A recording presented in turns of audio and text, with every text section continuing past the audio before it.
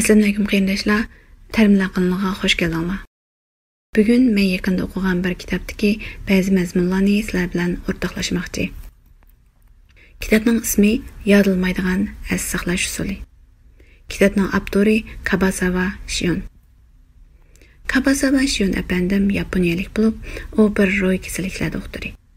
Yozuvchi ham kinoga baho beruvchi ekan. As qoldirishning gapi bo'lganda, esimizga cho'qimla qayta yodlab as qoldirish degan hukm keldi. Avtorning deyishicha, miyning mexanizmlaridan to'g'ri foydalanganda jafo tortmay as qoldirg'ili bo'ladi. Kitobni cho'ng jihatdan yig'inchoqlaganda as qoldirish deganimiz yodlash emas. As qoldirishning eng asosiy usuli o'rgangan narsasini sirtqa chiqarish, ya'ni ifodalash deb yig'inchoqlagan. Sirtqa chiqarish usuli deganda o'rgangan narsalarni boshqalarga aytib berish, hikoya qilib so'zlash, xotir qoldirish degandek usullarni tilga olgan. Ya'ni miyamizga qochil saqlab bo'lmaydi. Uni ifodalash orqali miyamizga bu mazmun muhim degan buyruqni berishimiz kerak deb tushuntirgan. Bu kitob 7 bobdan tuzilgan bo'lib, har bir bob yana o'z uchun nurg'unlagan kichik temalardan tuzilgan ekan. Bugun bu temalarning ichidagi xo'shallik, qayg'u, azob degandek hissiyotlarni kontrol qilish orqali as qoldirish degan mazmunni o'rtoqlashmoqchi. Miyamiz kirgan uchurning 99%ni unutib qoladi ekan. Lekin o'zimiz baq xo'shal bo'lgan yoki achchig'imiz kelgan va yoki azoblangan ishlar esimda saqlay deb takrorlamasakmi yoki unutib ketay desakmi esimizda qoladi. Balkim bu ahvolni hammamiz beshimizdan kechirib boqqan. Aslida bizning hissiyotimiz bilan as saqlash bir-biriga zich munosabat ekan.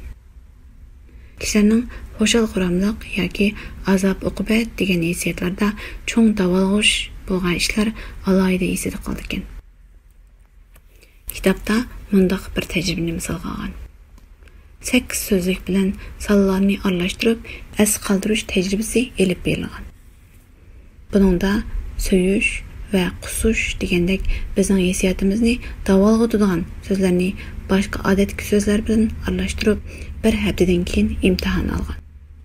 Natijada tajribaga qatnashganlarning mushunaq kayfiyatiga ta'sir qiladigan so'zlar bor so'z gruppasini esida saqlashi odatki so'zlar gruppasini as saqlashidan yuqori bo'lgan.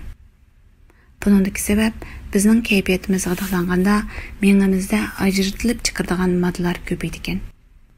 Buning ichidagi nerv yetkazuvchi hormonlar bizning esimizda qolishni ilgari surdi ekan. Masalan, biz nihoyat xushal bo'lgan vaqtda ajratilib chiqaradigan dopamin, odatdan tashqari xushal bo'lganda ajratib chiqariladigan endorfin, qo'rqqan va andish qilgan vaqtda ajratib chiqaradigan adrenalin degandek moddalar as tutishni kuchaytiradi ekan. Shunga biz xushal va baxtli kunlarimizni aslab xushal o'tadiganmiz. Shundaqla qo'rqqan va andish qilgan ishlarimizni esimizda tutish orqali o'xshash xatarning yuz berishidan o'zimizni edib qochirganmiz. Bundaq ishlarni esimda tutaman deb jafo tortishimizning hojati yo'q ekan. Avtor bu yerda shunga bu mexanizmdan aplik foydalansak, o'zimizning kayfiyatni kontrol qilish orqali jafo tortmay as saqlag'il bo'ldi demoqchi ekan. Balkim hammamiz mushundaq ishlardan boshdan kechirgan bo'lishimiz mumkin. Lekin bu hukmni ta'tirga o'ylasak, achchig'imizni kontrol qilish orqali azobliq aslimlarni amal bar azod qilib bo'ldi ekan.